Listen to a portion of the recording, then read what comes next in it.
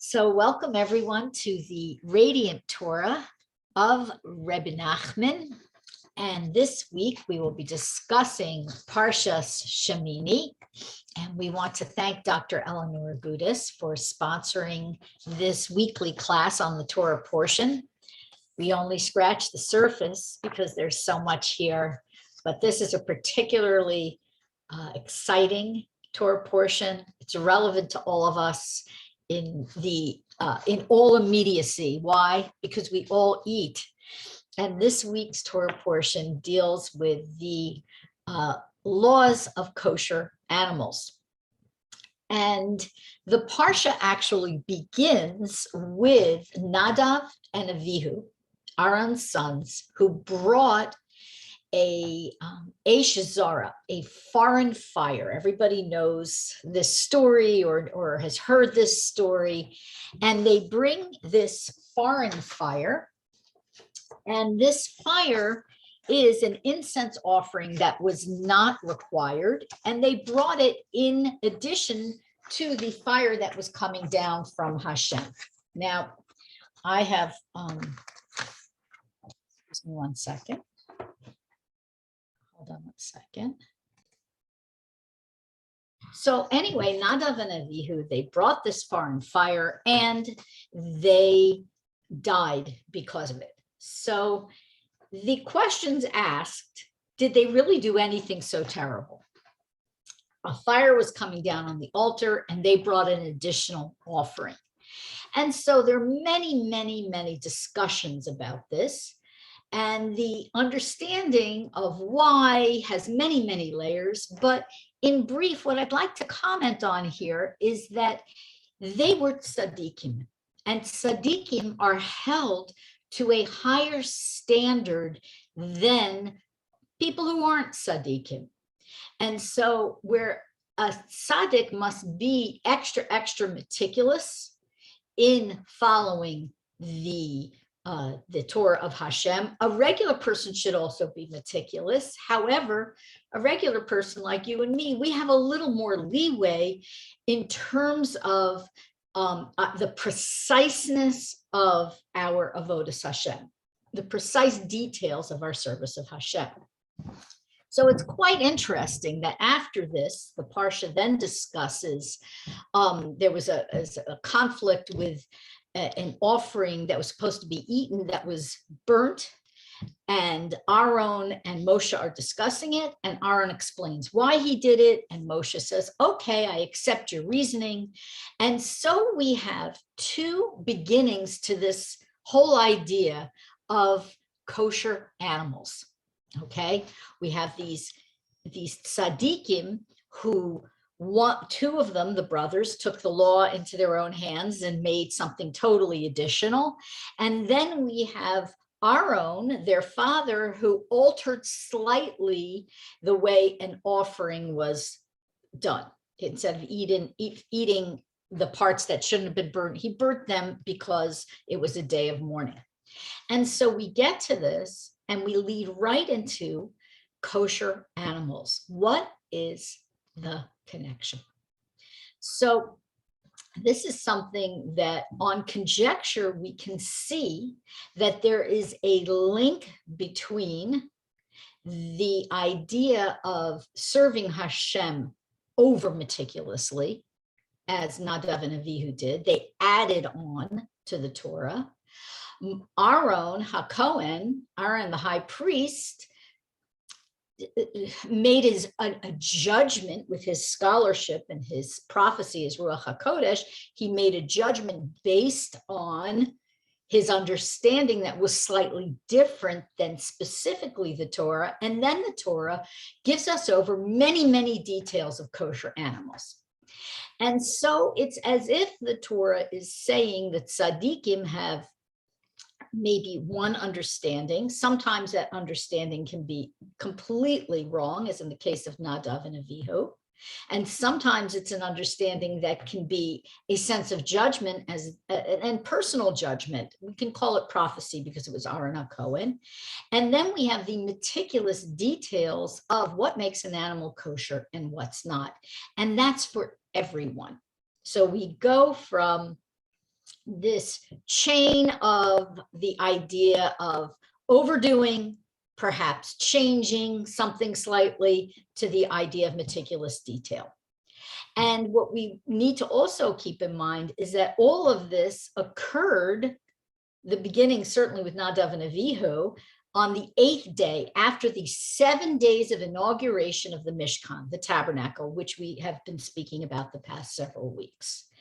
So now with that, we're going to keep that in mind. We're going to go into this concept of Kashrut. So with Kashrut, what we want to understand is that in terms of kosher, the laws in the Torah, and many of you already know this, but the laws in the Torah for what's kosher and what's not are not laws based on health, physical health. They are laws based on sanctity, spiritual health, spiritual purity, our holiness, okay? But in terms of physical health, even though there are many, many kosher foods, technically, according to the letter of the law, you can eat Twizzlers for breakfast, lunch, and dinner, okay, or candy bars, or something to that effect, and still technically be following the laws of Kashrut. And this is so important because we understand that these laws, perhaps more than any other laws, have been interpreted in so many ways. And the reason they are is a spiritual one. When people misinterpret these laws as having to do with health or having to be pleasant customs, or just, hey, they're a lot of fun to keep them, or some of them are, some of them aren't, and we do kosher style and all this kind of thing, when we fiddle with these interpretations, we are truly rejecting the Torah, and the details and the reasons for kashrut were challenged by the Haskalah, the so-called Enlightenment movement, which led to branches of Judaism that didn't believe in and didn't live by the Torah. And the reason why this is so effective, and why the Haskalah was effective, it certainly was. We know thousands and thousands and thousands of people who joined that movement, and their grandchildren today are not Jewish, okay? Their children weren't Jewish, because there was a lot of intermarriage. And the reason is because the baseline laws do a lot for us, not just deeply, mystically, spiritually, but also socially. When a person eats kosher, it's difficult, if not impossible, to socialize in the same way as a non-Jew who does not eat kosher, okay? And we can't join them in celebrations and homes and so on unless very specific, detailed allowances and supervision takes place. And so these laws do keep us apart. And in this society, in today's world, being a people apart is in so many ways, perhaps more than ever, frowned upon. Because today we have this concept of everything being equal. We have a moral relativism. We have all different groups claiming minority status, which have nothing to do with their ethnicity or religion. It has to do with, you know, their personal details of their personal lives and their personal choices. And we have this imperative to be a nation apart. As we see the merger of all kinds of ideologies into one giant, confusing, and very often spiritually, unfortunately, spiritually challenging way of life. So the laws of kashrut definitely keep us separate. And today we're only going to cover the laws that are in Shemini, which pertain to kosher and non-kosher animals, but there are other laws as well, Okay, so I want to discuss some terms. We have a term for something non-kosher. We call it Treyf, okay, or Treyfa. Okay. Oh, I can't eat that ham sandwich because it's Treyf. What does Treyf mean? So Treyf actually means, it actually translates to torn. And Treyf is specifically referring to the tearing of an animal, to tearing of its flesh in slaughter, for example, or tearing off the limb of a living animal, God forbid. So it's very cruel. And we kind of have borrowed that term for anything that isn't kosher.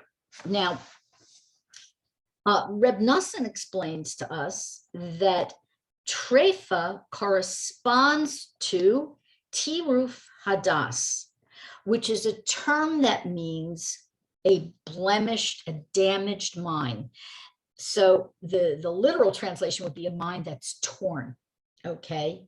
And he says that if we eat meat that has this spiritual impurity, it's going to damage our mind.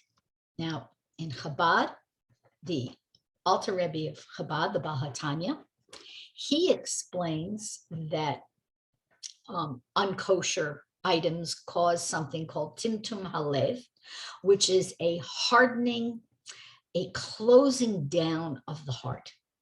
And perhaps the most really beautiful thing that I found about this was not from the Hasidim per se, but it was from Chofetz Chaim, who gives a comparison of why a Jew who eats non-kosher is suffering, is hurting themselves spiritually. He explains that it's like a Jew is a perfume store owner. Now, I happen to love fragrances. Now, since I've had COVID, my smell is off, unfortunately, but I'm always enjoy like a flower, an essential oil, a fine perfume. So you can imagine that whatever smell, excites you and this is the most spiritually sublime sense, is smell. So he says a Jew is like someone who owns a perfume store, and he's used to the most fine scents, okay? S-C-E-N-T-S. And if he has to go to work in a tannery, okay, a tannery is where you tan hides, and the Talmud tells us in the old days they would tan hides with dog excrement, okay? So if he has to go to work in a tannery, let's say he loses his business and he goes into a tannery, okay, he will become nauseous from the odor. It's a disgusting, disgusting smell, okay?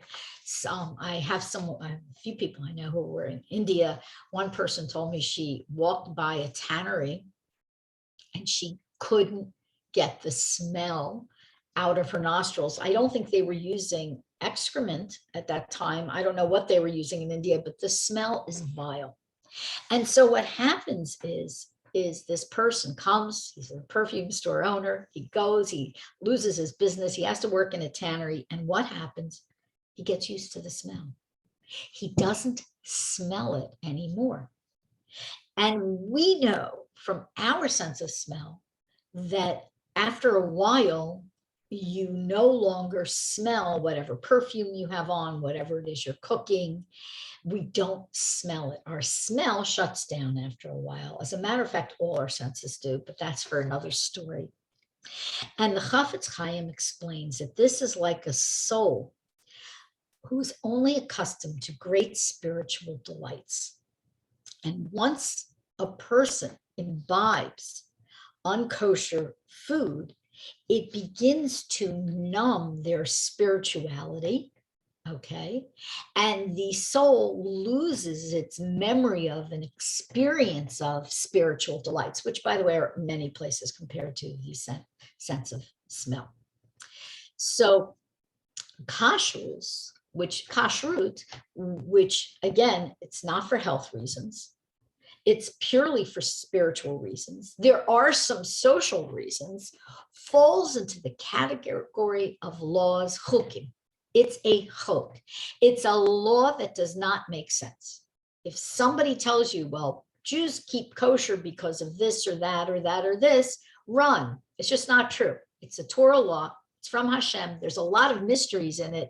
And it really, baseline, we could not have figured out this law unless we were taught it. It doesn't come from human logic and reasoning. Now, that's not to say that the examples I've given you aren't valid, because even with a chok, even with a law that's not something we could intuit, and not something we could make an ethical or moral determination about, certainly nobody could say, oh, a cow is kosher, but a bear is not. Why? Okay. There's no natural reason why, but the reasons we are allowed to investigate and think about and follow the teachings of the tzaddikim, and even pull out for us personally, our own relevance to these laws. Okay. So those are some of the reasons. If we have time, I'll go into the story of Daniel, but I don't think we're actually going to have that time. Okay. Now we are going to talk more specifically about the details of the laws of Kashrut. And let me just get all my texts. Okay. So with the dietary laws in this chapter, the first group of laws are about the animals. And the Torah gives us animals, it gives us the signs of what's kosher. And it also gives us the signs, and it also tells us what's not, but it tells us that in another place specifically. Okay. So here the Torah gives us the signs. And let me just get my text, because I think it's important to really just go to the text with this. Okay. Okay, these are the creatures that you may eat from. Okay. Everything among the animals that has a split hoof. Okay. This isn't a hoof like a horse. It's something that's split. Okay. And it's separated into two double hooves. And it also is an animal that chews and brings up its cud. That you may eat. So you may not eat, however, an animal that brings up their cud or have split hooves if they only have one sign. And the Torah gives us an example, a gamal, a camel. Because a camel does bring up its cud, it regurgitates the food that it chewed, went down into one stomach, processed one way, comes up into its mouth another way, and it's chewed again, but its hoofs are not totally split as required by the Torah. Okay. Now, those animals are, it says, unclean to us. And we'll talk a little bit more about it.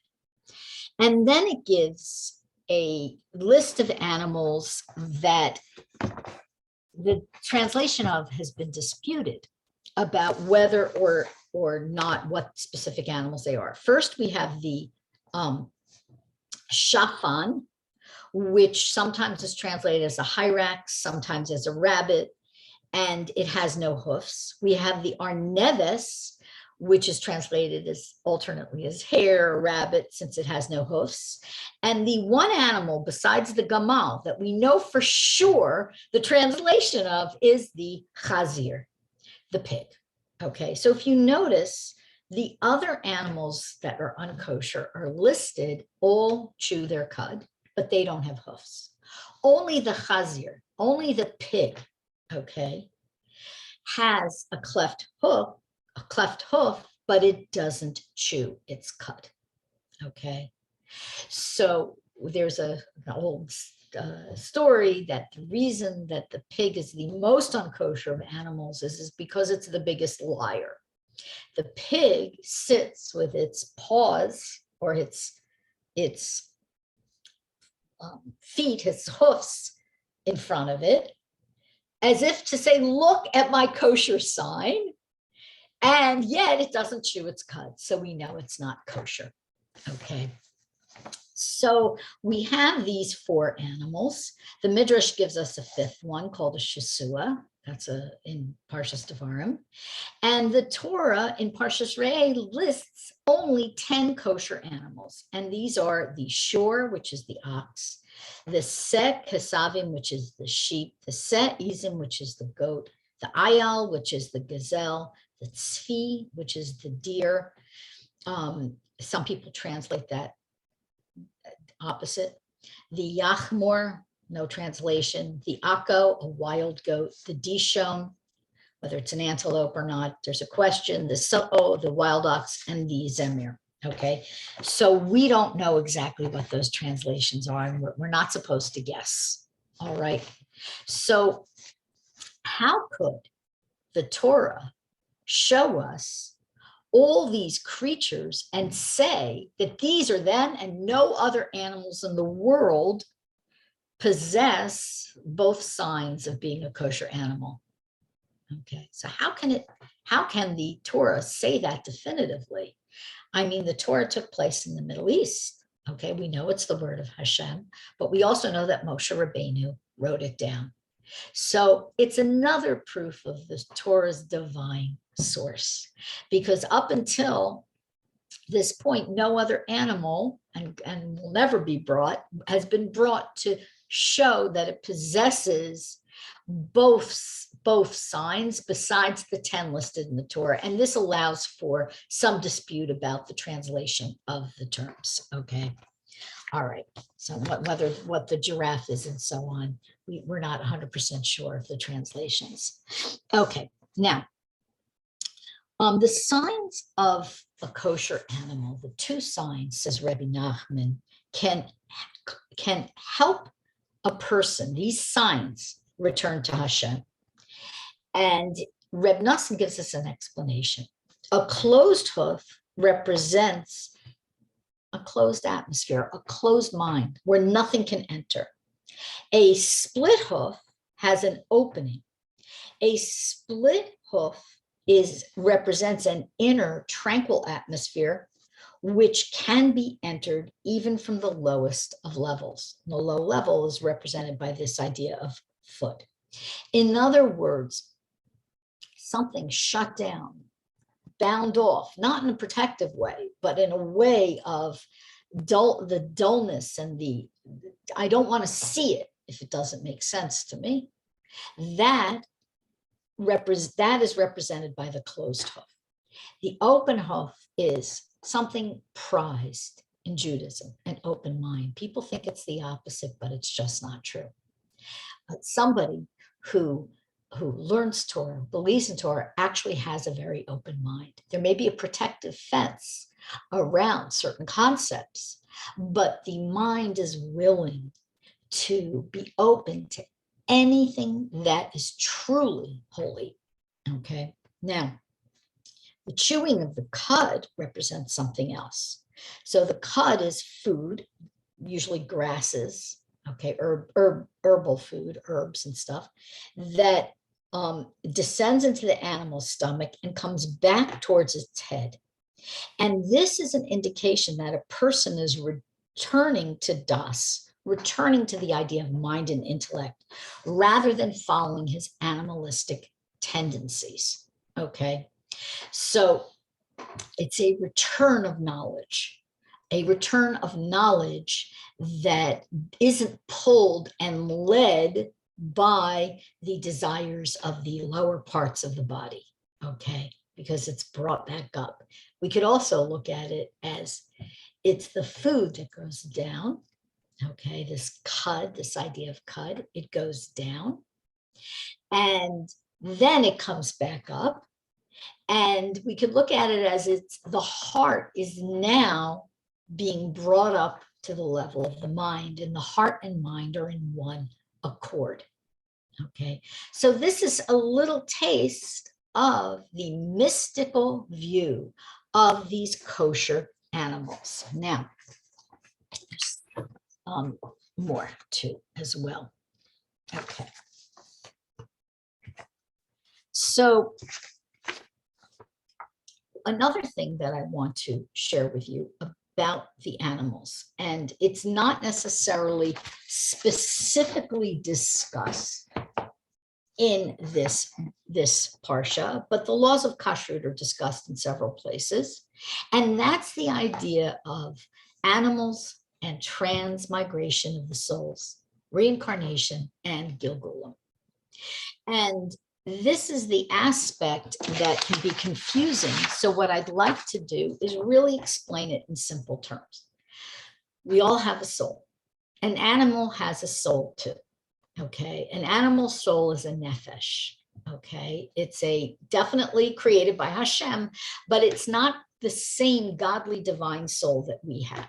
However, we are taught by the mystics that the soul of a person who, for whatever reason, wasn't rectified in one lifetime might come down in another lifetime into the body of an animal. So the natural way to picture this is like a cartoon. There's a soul, this entity called the soul, this nice glowy object, and it goes up and then it comes down and is born in an animal. But that would be inaccurate. Our souls have many levels. For the sake of understanding, we call them parts, okay? But we have 5 basic aspects of our soul. The nefesh, the ruach, okay, the neshama, the chaya, and the yechida. We have these 5 basic aspects of the soul. And within each of those 5 aspects, there's almost infinite layers of aspects within each of those. So our soul is actually, on the one hand, very, very simple. And on the other hand, it's really a complicated subject. And does our entire soul come back into an animal if, God forbid, we need to be reincarnated? So the answer is, and I'm just taking questions that people have given me in the past, the answer is not necessarily, because the reason that a person comes back is because they have a mitzvah that they didn't fulfill in this lifetime and they need to fulfill a mitzvah, a commandment of the Torah. Another reason could be what people will compare to a karmic reason, karma. Our way is different. Our understanding is less simplistic. And that is, as somebody has done something that needs a tikkun, it needs to be rectified. And in this generation, especially, we know that we're in the last wave and virtually every soul has been here before. But that might mean that the chaya of one person comes down in this world, but the nefesh of another. So it could be various levels of our soul, aspects of our soul. I really don't want to use the word parts, okay, which is mostly not conscious when we come down. If we have to be reborn, this generation has definitely been reborn. It says there's no new souls. Okay, there's no new souls no nice new shiny souls. So what happens is that if a person has something very egregious, they will be reborn, or aspect of them will be reborn into a rock, a mineral, something that's very, very hard to rectify. Okay, and they can be stuck there, so to speak, for thousands of years. If a person has done something less egregious, they'll be born into a plant or a tree or something like this. If a person has a rectification that can be achieved through a Jew shechting, slaughtering the animal kosher, and a Jew making a blessing on that animal, and then eating that kosher animal, cooking it, and eating that kosher animal, and then, okay, and then using the energy that they get, the calories, the energy they get from that animal to learn Torah, give tzedakah, go help someone out, do mitzvahs, then that will achieve the rectification for that soul. Okay, it will. Now, I left out fish, which we're going to talk about a little bit later on today, but in general, fish don't require slaughter. And the reason is fish have an element of purity. First of all, they're in water their whole lives, and water is akin to Torah. And it's said that if a tzaddik has to reincarnate, okay, and many tzaddikim really do, okay, because they have things they have to correct, fix, do, whatever, then they will be Gilgul into a fish. And so a fish is a higher order of Gilgul. Okay, now, what does this mean for us? Does this mean if we're eating a steak, we have to be conscious of this? So if you ask my husband, he'll say yes. If you ask a normal person, they'll say, well, you know, it's good to keep in mind so that we're saying a blessing with a lot of kavanah, a lot of focus. I'm just teasing. My husband's a normal person. And but he's very serious about this. And the idea is one of the reasons why Rebbe Nachman said that poverty in this world is very often caused by unkosher slaughter, by people eating improperly shechted meat, and that this can lead to poverty. And of course, anything that isn't done with a full and complete rectification has a spiritual and a material cost. Poverty is one of them, for example. But also you'll notice that the Mikubalim, and many of you have heard of Rav Kook, who himself was vegetarian, but they very often make it a point to not eat much animal food during the week. Eggs they'll eat, but not necessarily meat. And on Shabbos, on Shabbat, they make it a point to eat animal food at every single meal. Okay, they go out of their way to eat it because it's an obligation to rectify these neshamas. Don't worry if you're a vegetarian and meat disgusts you, that's fine. You don't have to eat it. But, oh, I hear somebody's, okay. However, okay, for some reason, okay. However, excuse me, I'm just fixing the mute. What we do have to understand from this is that the reasons for being a vegetarian, and I'm not knocking it, I used to be one, but the reasons shouldn't be religious or spiritual, okay? The reasons for being a vegetarian in general are reasons that meat disgusts you. This is the generally accepted view. There are other viewpoints, okay? I can't share them all, obviously. So this idea of kosher animals and kosher slaughter is extremely important. Now, we also have something really beautiful, which I'd like to share with you. It's a prayer in Likutei Tefillos, Rebbe Nachman's prayers, and you can get the English and Hebrew. It's Hebrew on one page, English on the other, called The 50th Gate by the Breslov Research Institute. Okay, and this volume is volume 2, and in prayer 37, okay, there's it addresses a few different topics, memory and fasting and so on, but there's also a paragraph on eating in holiness, which is a very beautiful prayer, and shchita, which is slaughter. Now, I'm going to read the eating in holiness in English for you because it's short. Okay. Let me always eat in holiness and purity, especially when eating animal products.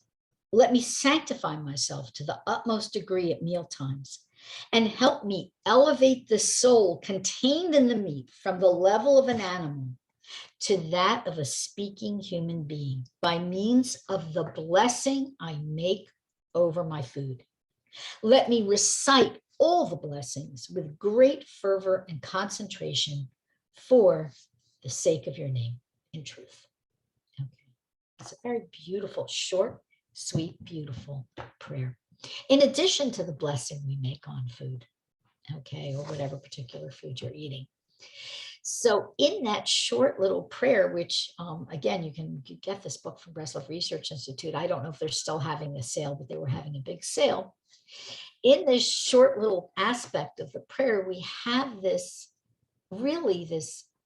push to eat consciously. Then there's a prayer over shrita, over slaughter, which asks that the shachtim, the slaughterers, are able to concentrate on the blessing. There's a blessing that they make when they slaughter an animal, so as to elevate the soul contained in the animal from the level of a beast to that of a human being. And he speaks also about trapped souls and birds and so on. So the truth is that the word soul can be used. There are two general words for soul. When we say neshama, when we say neshama, we are referring often colloquially to a soul. Okay, we say, what a sweet neshama, what a sweet soul, what a sweet person. A nefesh is that living soul.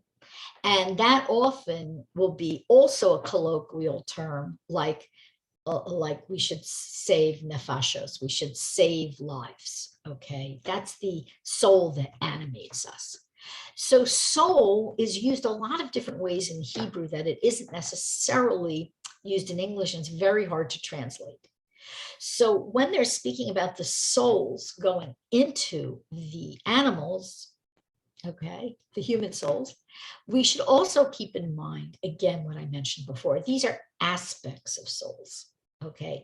They are not necessarily this whole nice little picture that we have in our minds. We can't help it. If you were raised in America, you kind of have this idea of what a soul is, okay? So anyway, that is something to keep in mind when eating. And Rebbe Nachman, of course, has so much about eating, and he really speaks about, he has in Likutei Eitzos, in the advice book, he has 3 chapters that are extremely significant. All the chapters are very profound. The 3 that are quite long, it has others that are long too, but the chapter on achila, which is eating, the chapter on mammon, which is money, and the chapter on the bris, which is the covenant or sexuality. Okay, actually that one's right shortly after the eating chapter, because those are 3 areas in life that people trip up in. Okay, whether they're tripping up actually or whether they're tripping up in their thoughts. These are 3 pitfall areas for us. Eating is perhaps in some ways the most dangerous. As I mentioned in the very beginning, we spoke about, you could literally sit and eat Twizzlers or candy bars all day long and technically be eating kosher, but not be eating the way a Jew should eat. Not only for physical health, okay, not only for physical health, okay, but also for spiritual health. And we do have an obligation to guard our bodies and to eat healthy. We do, it's true. But Rebbe Nachman reminds us of many different aspects of eating that make our kashrut enhanced. It enriches our kashrut. So he begins with this idea that if the food a person eats is pure, in accordance with kashrut, with Jewish dietary laws, and he eats it with dignity. Okay, now the Rebbe is going to give us some more information. Without swallowing it hardly, without gulping it down, the powers of his mind will be restored and foolishness will be subdued. So the Rebbe begins by telling us that it's a given that kosher is kosher. But beyond that, he's talking about gulping our food down, eating, letting our desire for food take over us. because that, he says, causes foolishness. Why? What's the connection? So we know that das or dot, okay, which gets translated variously as intelligence or intellect, the way Rebbe Nachman uses it is referring to this holy awareness of God. And it's combined with, you can't have holy awareness of God unless you have at least some Torah knowledge. You have to have the awareness, and you have to have the vessel in which to pour that awareness, or which that awareness can spring from. And that is what we can translate in many instances when the Rebbe uses the term dot. That's what he's referring to. Okay. And so if you're gulping your food, and who hasn't done this at some point, okay, hopefully we do, usually we're careful not to do it in front of other people, but sometimes you're on the run, you're grabbing something. Okay. So if you're gulping your food, it means that your mind isn't focused on what you're doing. When your mind isn't focused on what you're doing, okay, you have an absence of dot, but also with eating is very connected to a taiva, to a desire. We all like delicious food, and whatever's delicious to you, and we all don't like non-delicious food. Okay, this is the way we are. And when a person, okay, is eating, they're usually enjoying their food. In this day and age, most people enjoy their food, especially with the abundance, thank God, we have, no complaints. But that can become the predominant force with which we're eating our steak or our tuna sandwich or our bowl of miso soup. Okay. And when that's when our desire takes us over, we're also experiencing or not experiencing dot. We're having a lack of dot. Okay. So conscious eating is something that Jews get very involved in, especially if they are in the non-kosher world. And the reason is because of that story I told you with the Chofetz Chaim about the soul in the perfume shop. This is the innate, deepest desire of a Jewish neshama, of a Jewish soul, which I believe is why Jews get very, very involved in macrobiotics, raw and living foods, Ayurvedic foods, balancing foods, intermittent fasting, and so on. It's not just for reasons of health. It's because a Jew naturally knows there's more to eating than wolfing down a burger and fries. A Jew inherently has a sense of this, okay, because we're the perfume store owner, as the Chofetz Chaim says. So, and even within the world where people are certainly following the laws of Kashrut, people also get sucked into systems of eating, okay, that may or may not be good for them. And the reason is because we're looking for something, we're looking for answers with this most basic of desires, because we need food to live. And that's why when you go, and I know from my own history, I can tell you in the 1980s, okay, I was a little late to the scene, but that's because I was younger. So in the early 80s, got very involved with macrobiotics, and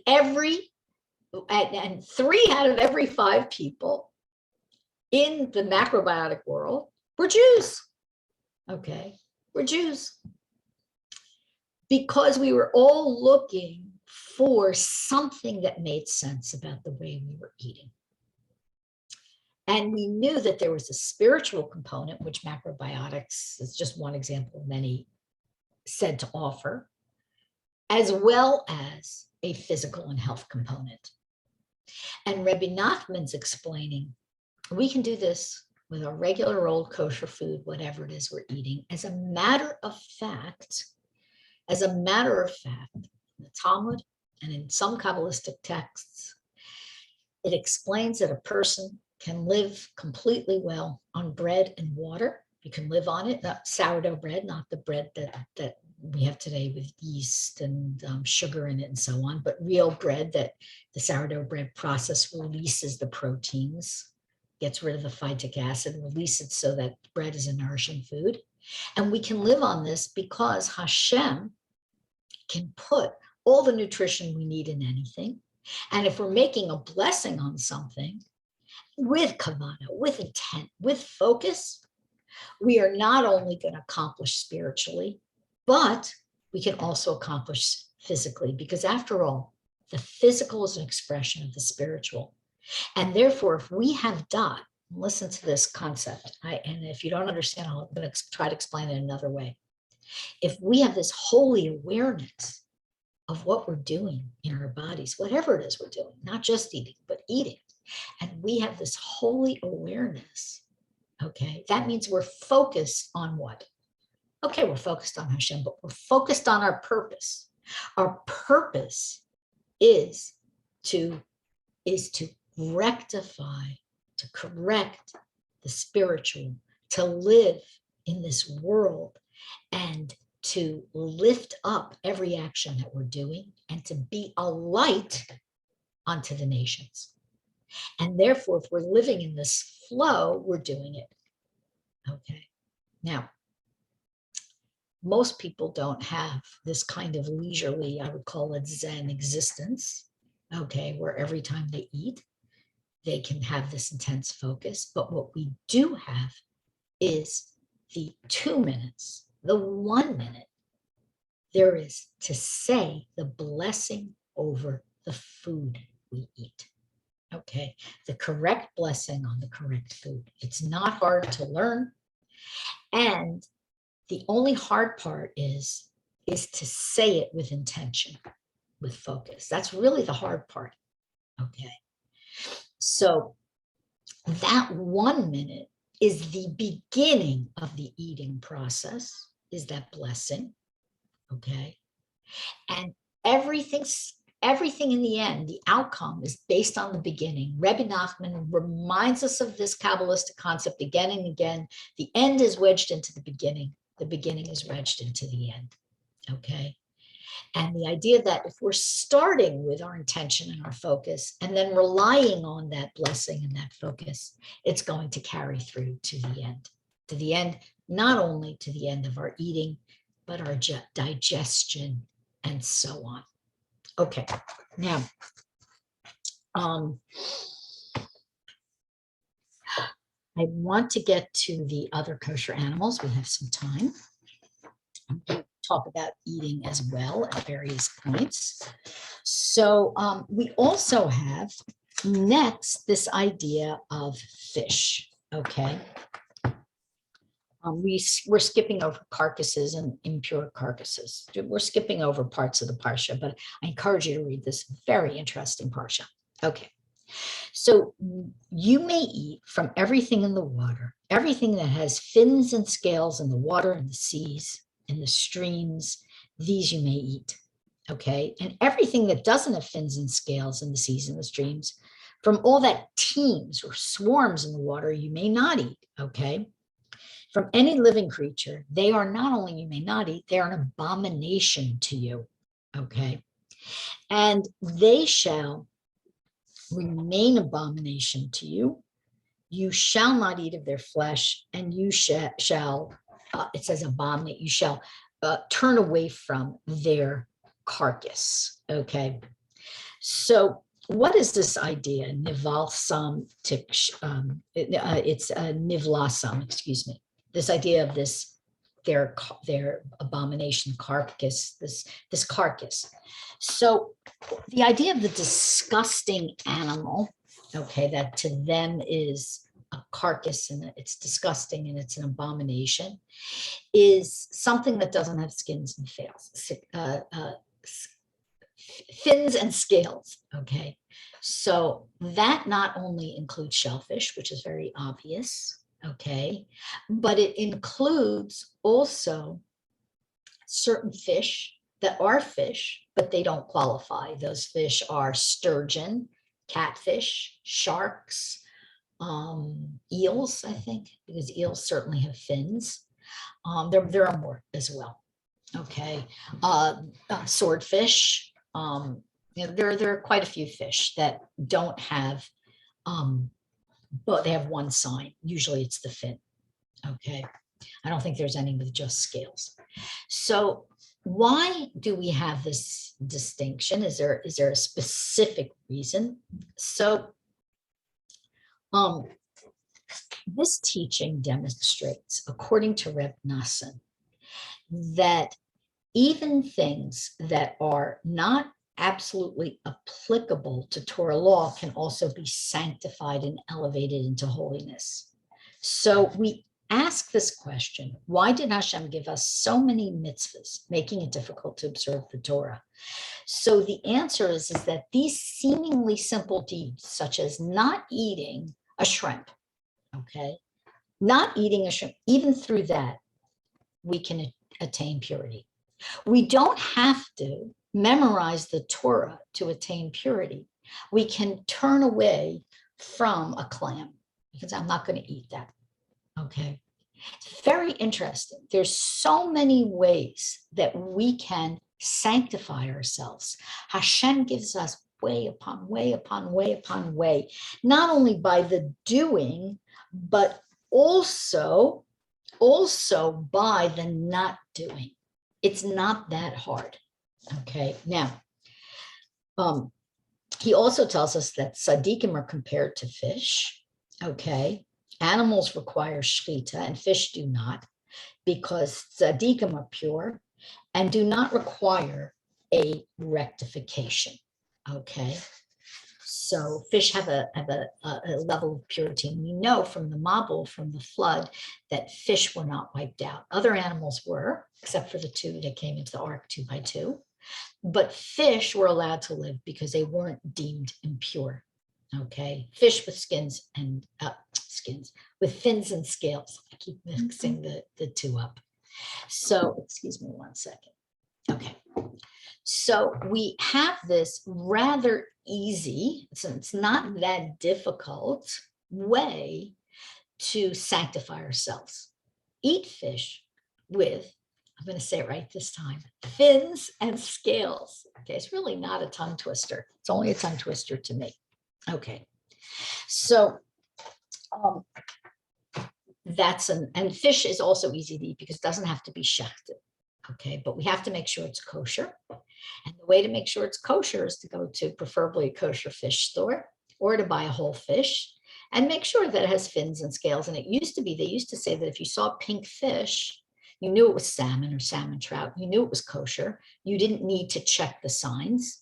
Okay, but today, because we go all over the world and we get fish and fruit and everything from all over the world. I mean, back in the old days, okay, an orange was a really big deal. Many people lived their whole lives and never saw an orange. Today, we can see 3,000 different kinds of tropical fruits, even if we live in Alaska. So with fish, we have to still be very careful and make sure and really double check that it's kosher. Okay. That goes, by the way, to fish oil supplements. I want to add that because very often they're made out of shark. Okay, now, kosher birds. This is really just a fascinating section. We're not going to get to all of it, but I'll probably do an Inside Judaism event on it because the Aber Yaakov explains, he goes over the 24 non-kosher species of birds that are named in this Parsha, in Parshat Shemini, and he explains how they are different ways that people deal with money. It's one of the most fascinating things I ever read. Okay, so we'll do an event on that. But meanwhile, Rebbe Nachman tells us that the 24 non-kosher species of birds named in this chapter parallel the 24 books of Tanakh, okay, and the written law. And even if a species of bird isn't mentioned in the Torah, we still must verify that it has a tradition of being kosher before we eat it, okay?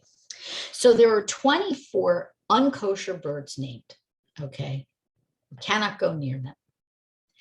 But there are thousands more. And we have to be careful. We must follow the Masorah, the tradition that's been passed down generation to generation as to whether or not a bird is kosher. And I'll tell you something very interesting. Some of you may know this. So there was a big debate about whether turkeys were kosher or not, because there was no tradition for them in the old world. There weren't turkeys. Turkeys was a New World bird. And somehow, I don't know how it happened, because I have heard a few different stories. The Rabbanim got together and they said that turkey is kosher. Yet I actually know a family that won't eat turkey, because from their tradition and their specific rabbi that they follow says, don't eat turkey. Okay, I eat turkey. I like turkey. So this idea is that we have to have a tradition.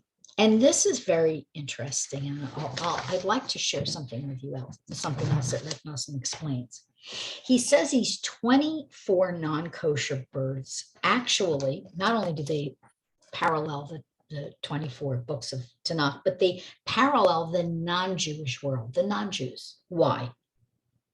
Because that's what they have access to, the 24 books of Tanakh, the written Torah. Non-Jews can read the written Torah, but they don't have access to the oral law, the Talmud, okay? And therefore, the kosher birds correspond to the oral law, and the oral law is synonymous with the Jewish people. Now, this is quite interesting. He says that to ascertain which egg is kosher, okay, and eggs is another conversation, but they have to come from a kosher bird, and they have to have a pointy end and a round end. We have to have a tradition from a trapper who's familiar with the bird that laid that egg. Because why? Because we follow the oral tradition, okay? The oral tradition says we have to have a Masorah. We have to have a tradition, okay? No amount of signs can make an egg kosher or a bird kosher, just as it's not possible to differentiate between a Jew and a non-Jew, okay? They're wonderful non-Jews, they're wonderful Jews. They're smart non-Jews, they're smart Jews, okay? What's the difference? Only the oral law. That's the differentiation, okay? So the oral law is what explains the Torah. And if you have the written Torah, you're certainly going to get some very significant, deep meanings from it, just on a cursory reading, even in translation.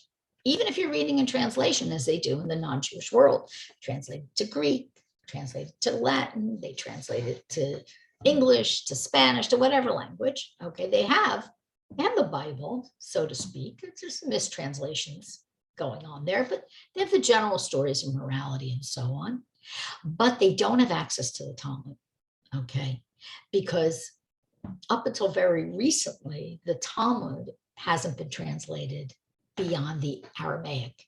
And even before that, before it was written down, okay, it was only oral, okay, it became written down when we dispersed, and the Rabbanim became very afraid of us losing that ability to have the oral law. Now, all these laws in here have many, many fine points. This is like a legal brief of kosher animals. Okay, there's more, by the way, which we're just not going to have time to get to all the details. But without the oral law, for example, you may not be able to distinguish between kosher slaughter and non-kosher slaughter, kosher milk and non-kosher milk. Okay, there are many, many fine points that are discussed only in the oral law. Okay, now we know what happens when you don't have the oral law. We see it as happens very sadly to many of the nations of the world. Okay, and it is sad, and that is that their preachers and their leaders find it very easy to cherry pick and choose among the Tanakh from the written Torah, okay, the Torah and Navi and prophets, okay, and Kesuvim, okay. So they find it very easy to cherry pick and manipulate the populace, because the populace doesn't read it in Hebrew. They only read it in translation. Most of them don't sit down and read the Bible. And many of them would reject the Talmud out of hand, even though, especially in the evangelical world, they'll use the Talmud when it suits their needs. They'll definitely use it, okay? But only when it suits their needs to prove their idolatrous persuasion. So that's the difference. And we should every day thank Hashem that we have the oral law, even if you and I never open a page of the Talmud. That's what we rely on to know. We know we can go to a rabbi, we can go to a relative, we can go to a teacher, we can go to someone and say, what do I do here? And that person will have had access in some way or another to the oral law, and they will be able to tell you, this is what we do as Jews, okay? Now, there's just, this chapter is just, I wish I could do like 10 classes on Parshat Shemini, the laws of Kashrut, but I can't.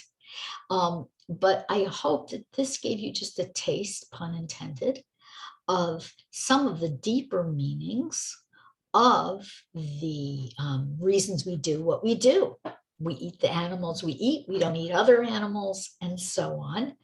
And I look forward to sharing more with you in the coming weeks and months. And I hope you all have a really, let me just pause this, really great week. And I want to thank Eleonora again very much for sponsoring these shiurim.